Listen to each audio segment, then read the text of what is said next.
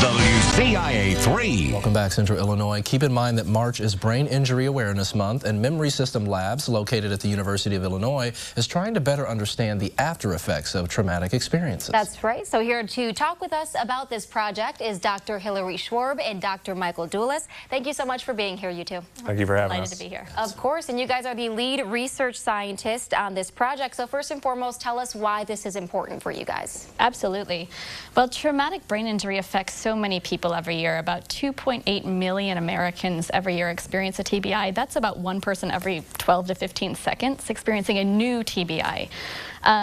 And great news is that advances in medicine mean that most people survive.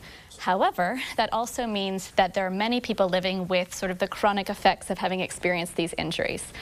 There's a fair amount of work that's been done looking at the acute effects, so in the days, hours, months after the injury, but there's significantly less work done to characterize the more chronic effects of living with these injuries. So that's what we're really interested in looking at. We're interested in characterizing memory changes that happen with traumatic brain injury. We're interested in understanding how the brain changes with traumatic injury and the ways that we can support people as they reintegrate into the community. So that's the general idea of the project.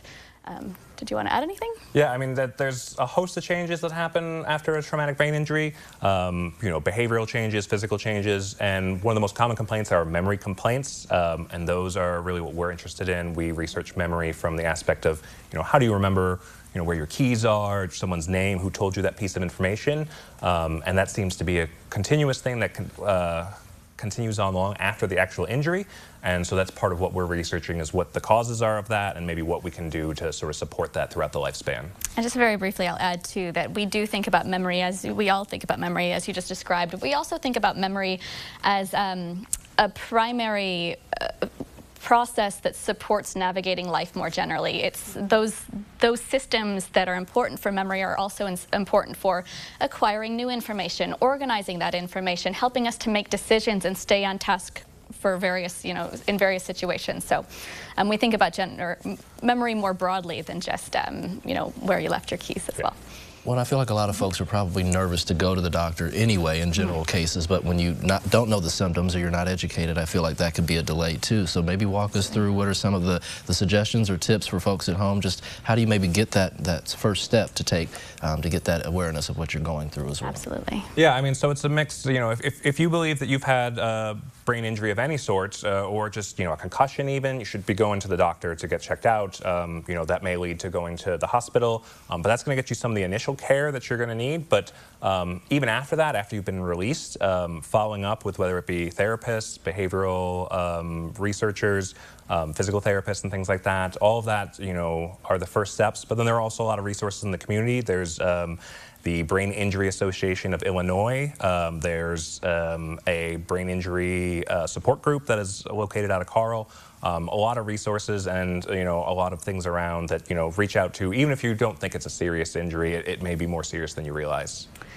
I think it's also important to know that symptomology can be very different for different people. Brain injury doesn't look like just one thing. The causes are diverse, the symptoms are diverse. You might have, you might only be experiencing behavioral symptoms, struggling with motivation or your social relationships. You might have symptoms, psychological symptoms, so increases in anxiety or depression. You might have motor control problems. You could have memory deficits or planning deficits. And so it can look like lots of different things. So if you start to notice those things in yourself or your loved ones, it's really worth following up with a medical professional, because they can guide you and help support you better. And you guys are looking for participants in order to conduct this project. So what kind of candidates are you looking for? Well, we're looking for people between the ages of 18 and 55. We are looking for people who have specifically had a moderate to severe traumatic brain injury. So these are pretty significant injuries. These are injuries that would likely you'd probably be admitted to the hospital. Generally, you have maybe lost consciousness for greater than 30 minutes. You might be experiencing disorientation or memory deficits for like 24 hours. You probably had a CT or an MRI and the doctor said, there's something on your scans that we've noticed. Anything else? I think those are the main ones. Yeah, you may have been in a coma as well, or been unconscious, or have memory loss that they documented as well. I do want to mention that those are the people that we are looking for this current project, and In the project, you would also be getting an MRI scan, so we'd like to make sure people are aware of that. You'd be doing a little bit of cognitive testing. You'd be doing some standard clinical testing as well.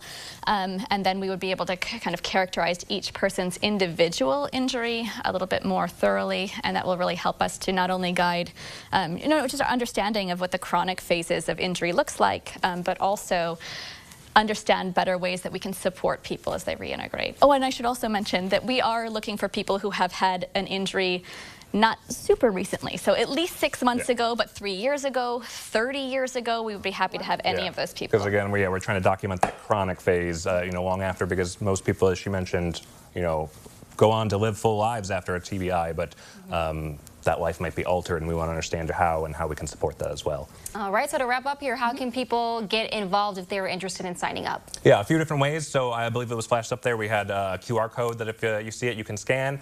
You can email us at illinoismemoryresearch@gmail.com. Or if you Google us, we are the Memory Systems Lab at Beckman, Illinois. I think those are all possible avenues. There's also just a link that has been, I think right now you can see it, and if you click on that link, there's a contact card that you can fill out, and it'll ask you some questions about your injury and also give your contact information, and we'll reach out to you. Yep. All right, well, thank you guys so much for being here. Yeah, thank you for having us. Yep, thank you.